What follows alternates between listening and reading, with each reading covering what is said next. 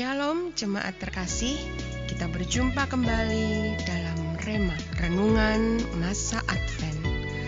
Renungan ini disadur dari Renungan Natal dari Christianity Today, Masa untuk Takjub. Selamat mendengarkan, Tuhan Yesus memberkati.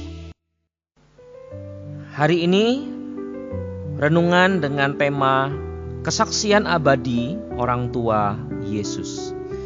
Diambil dari sebuah bagian firman Tuhan, Matius pasal pertama ayat 24 dan 25. Saya akan membacakan demikian firman Tuhan. Sesudah bangun dari tidurnya, Yusuf berbuat seperti yang diperintahkan malaikat Tuhan itu kepadanya. Ia mengambil Maria sebagai istrinya, tetapi tidak bersetubuh dengan dia sampai ia melahirkan anaknya laki-laki. Dan Yusuf menamakan dia Yesus. Saudara sekalian, saya masih ingat perjalanan pertama kami pulang bersama dengan keluarga. Saya tidak tahu apakah saya dapat menyetir seaman atau selambat yang saya lakukan saat kami meninggalkan rumah sakit. Karena kami telah menantikan momen ini selama hampir setahun.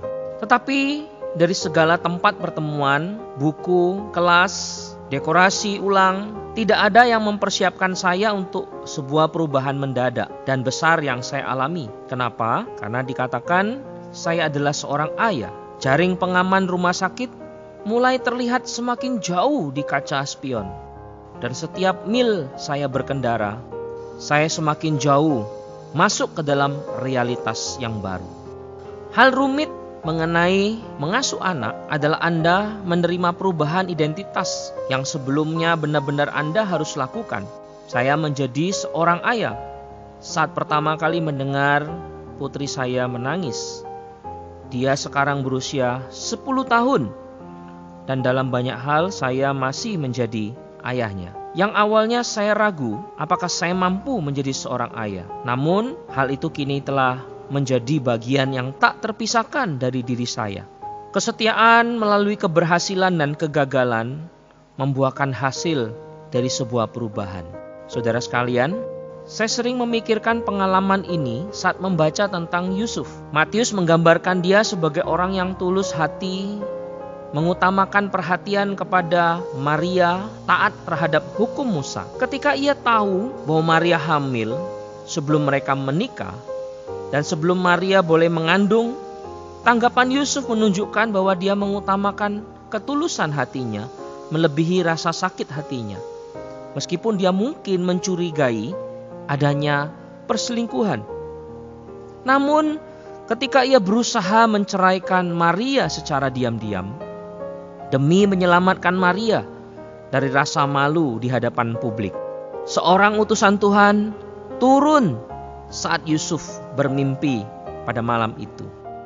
Yusuf diberitahukan bahwa anak dalam kandungan Maria adalah karya Roh Kudus dan anak ini akan menyelamatkan umat Allah dari dosa-dosa mereka. Mimpi itu pun berakhir dan Yusuf bangkit dengan identitas baru dan dunia yang baru. Dia mungkin pergi tidur sebagai pria yang patah hati, tapi dia bangun sebagai seorang suami dan ayah yang berkomitmen. Pengalaman Maria menjadi elemen yang menarik perhatian dari ketiga catatan Injil lainnya.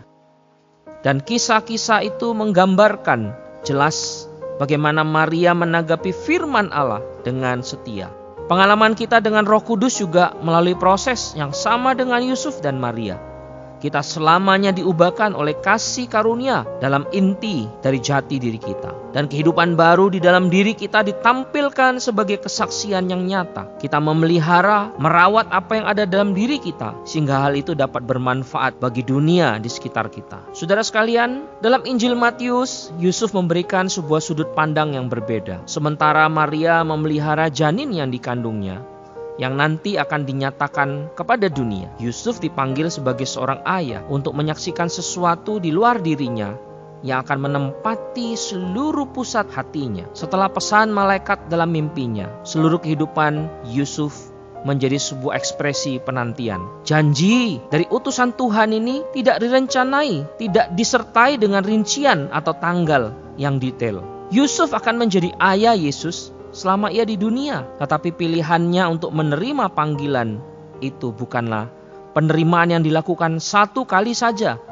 melainkan lebih merupakan pilihan setiap hari untuk menentukan identitas barunya dan tanggung jawab yang harus dia emban.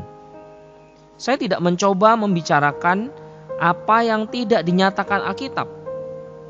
Tetapi kita tahu bahwa realitas pengasuhan anak yang dialami oleh Yusuf, kita dengan yakin dapat membayangkan hatinya bergejolak saat mendengar kata-kata pertama Yesus. Kita dapat membayangkan Yusuf terluka bersama Yesus saat putra itu menangis karena luka atau cederanya. Yusuf seorang yang tulus hati dan taat, yang dipanggil melalui sebuah mimpi untuk menjadi seorang ayah. Pasti sedang belajar menjadi seorang ayah saat melihat Yesus bermimpi dalam damai di tidurnya. Pria yang rendah hati itu, yang dulunya mengikuti di belakang seorang balita yang berlarian, suatu hari nanti akan dengan bangga mengikutinya di belakang raja yang menang.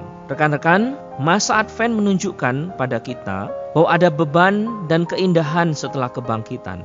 Mereka yang telah melihat terang besar akan memikul tanggung jawab untuk mengelola hidup yang baru. Namun apa yang ada dalam diri kita juga harus bekerja untuk jadi berkat di sekitar kita. Segala sesuatu memang sedang dibuat jadi baru. Yusuf mengajarkan kita bahwa barang siapa yang menantikan pasti juga akan menyaksikan.